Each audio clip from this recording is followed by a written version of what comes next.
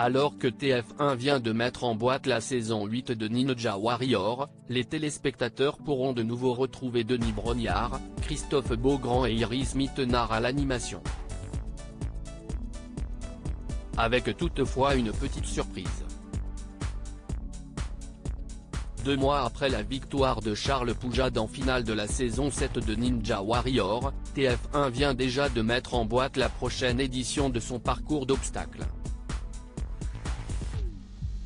Fin mars, et alors que le casting de cette future saison 8 avait été ouvert en novembre dernier, les équipes de la première chaîne ont de nouveau pris possession du vieux port de Cannes le temps d'une semaine de tournage.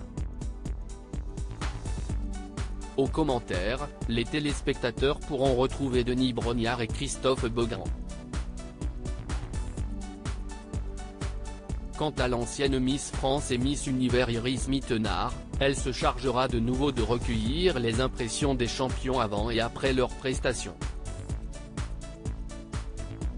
Ninja Warrior, saison 8, du changement à l'animation mais surprise, TF1 a décidé d'apporter un peu de changement à l'animation.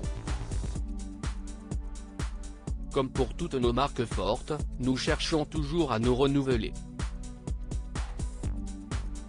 Pour cette 8e saison de Ninja Warrior, nous avons décidé de créer des surprises grâce à quelques nouveautés.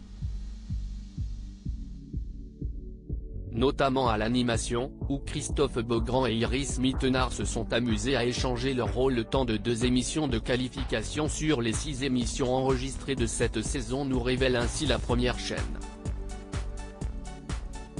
Une version internationale All-Star de Ninja Warrior. Si l'on ne connaît pas, pour l'heure, la date de diffusion de cette 8e édition de Ninja Warrior, on sait que TF1 a également enregistré 2 numéros d'une version internationale All-Star de son format. Un choc des nations regroupant, donc, des champions français et étrangers, et qui sera diffusé à une date ultérieure. Ninja Warrior 8, la revanche de Charles Poujade. Vainqueur en saison 7, Charles Poujade avait fait part de son soulagement après toutes tentatives infructueuses lors des dernières saisons, s'y est une consécration. Surtout que je n'ai fait voir des vertes et des pas mûres à tout mon entourage. Notamment à ma chérie, avec mes entraînements et un rythme de vie incroyable depuis 4 ans.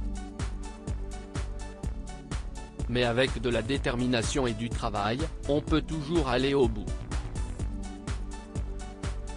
Ne réussissant pas à battre le record de la Tour des Héros fixé par Clément Gravier, le champion n'avait toutefois pas remporté les 100 000 €.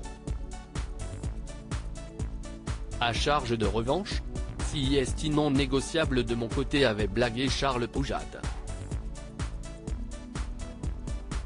Réponse dans quelques mois sur TF1.